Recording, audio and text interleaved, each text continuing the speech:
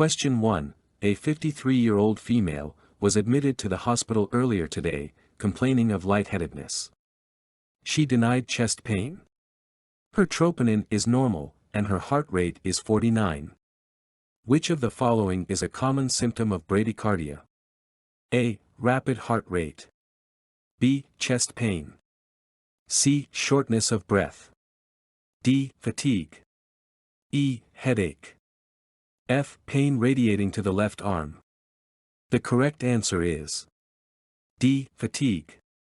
Explanation: bradycardia is defined as a slow heart rate, typically less than 60 beats per minute. The most common symptom of bradycardia is fatigue or weakness. Other symptoms may include dizziness, lightheadedness, fainting, and confusion. Question 2. A patient has a heart rate of 50 beats per minute. What is the appropriate nursing intervention for this patient?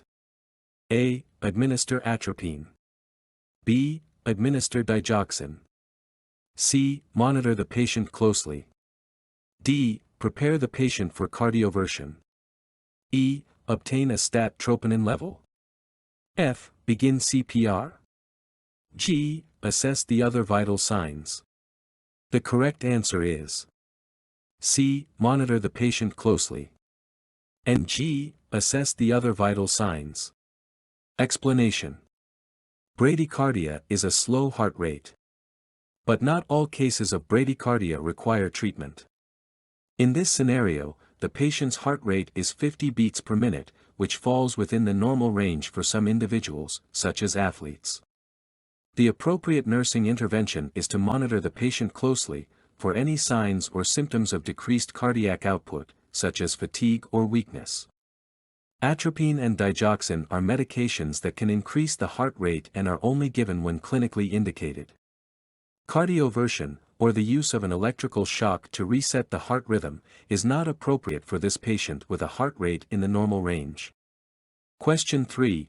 A 72-year-old patient with a history of hypertension and heart failure presents to the emergency department with complaints of palpitations and shortness of breath.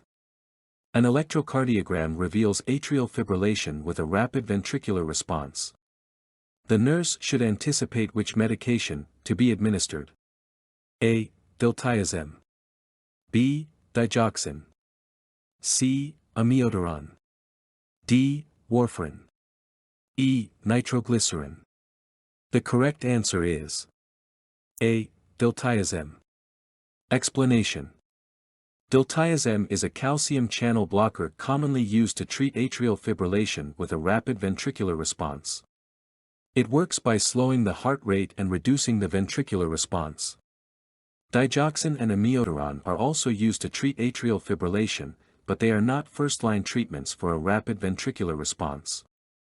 Warfarin is an anticoagulant used to prevent blood clots in patients with atrial fibrillation, but it is not used to treat the rapid ventricular response associated with the condition. Question 4. A 65-year-old patient with a history of atrial fibrillation is admitted to the hospital for an elective procedure. The nurse should be aware that the patient is at risk for which complication? A. Hypertension.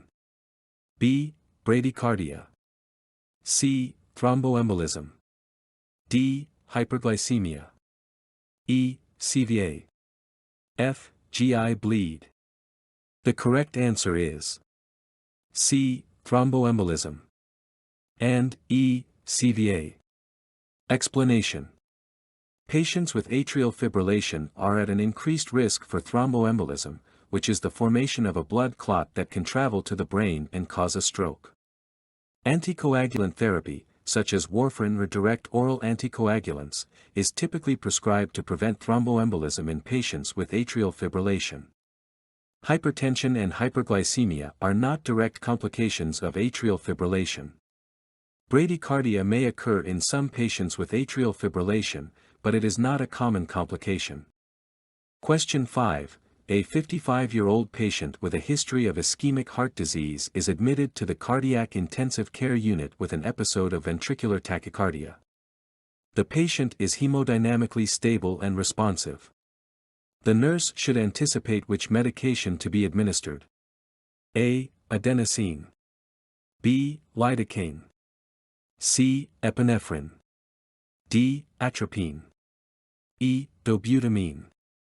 F. Norepinephrine.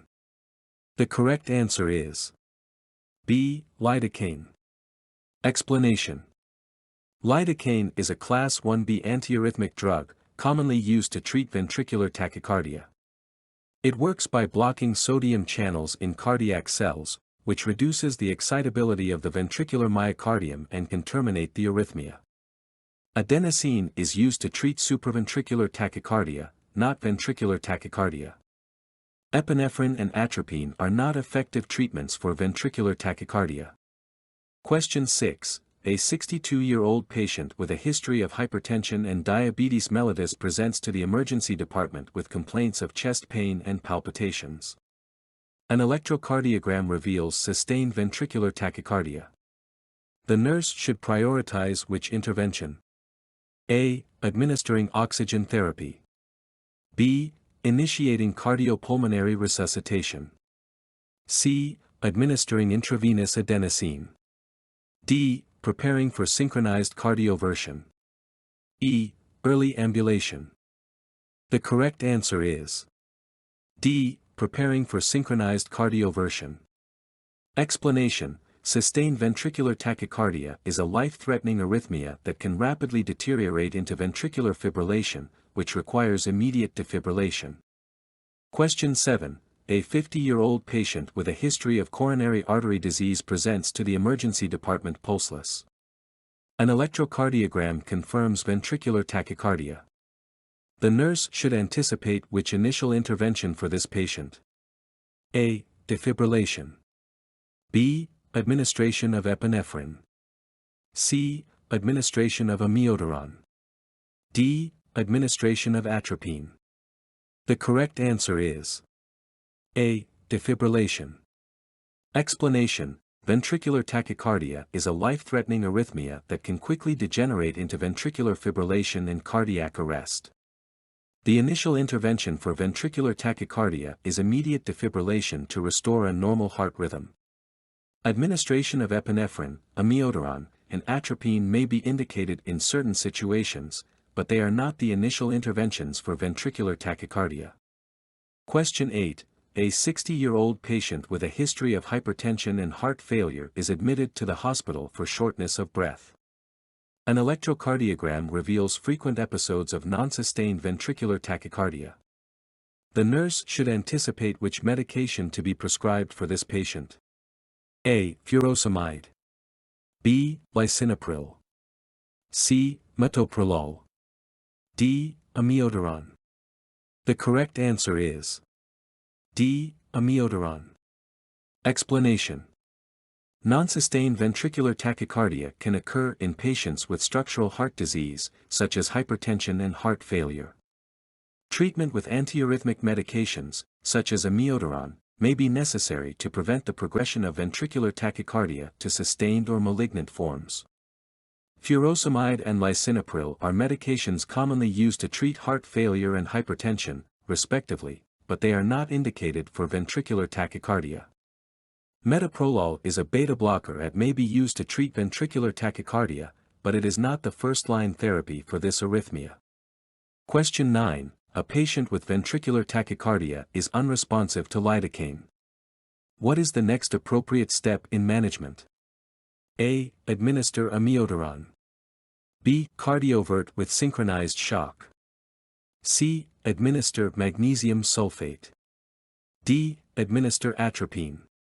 The correct answer is B. Cardiovert with synchronized shock. Explanation.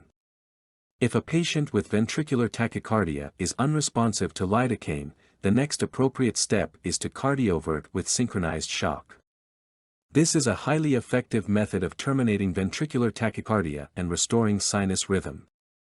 Amiodarone may also be considered as a second-line treatment. Magnesium sulfate is indicated for torsades de pointes, a type of polymorphic ventricular tachycardia. Atropine is not effective in treating ventricular tachycardia. Question 10. Which of the following findings on an electrocardiogram is characteristic of ventricular tachycardia? A. Wide QRS complexes with a regular rhythm. B. Narrow QRS complexes with a regular rhythm. C. Wide QRS complexes with an irregular rhythm. D. Narrow QRS complexes with an irregular rhythm. The correct answer is A. Wide QRS complexes with a regular rhythm. Explanation: ventricular tachycardia is characterized by wide QRS complexes with a regular rhythm. The QRS complex represents ventricular depolarization, and in ventricular tachycardia, the electrical activity of the ventricles becomes disorganized, resulting in an abnormal QRS complex. The QRS complex is wider than 0.12 seconds because the ventricles are depolarizing in an abnormal sequence. Narrow QRS complexes are typically seen in supraventricular tachycardia. An irregular rhythm may be seen in atrial fibrillation or other arrhythmias.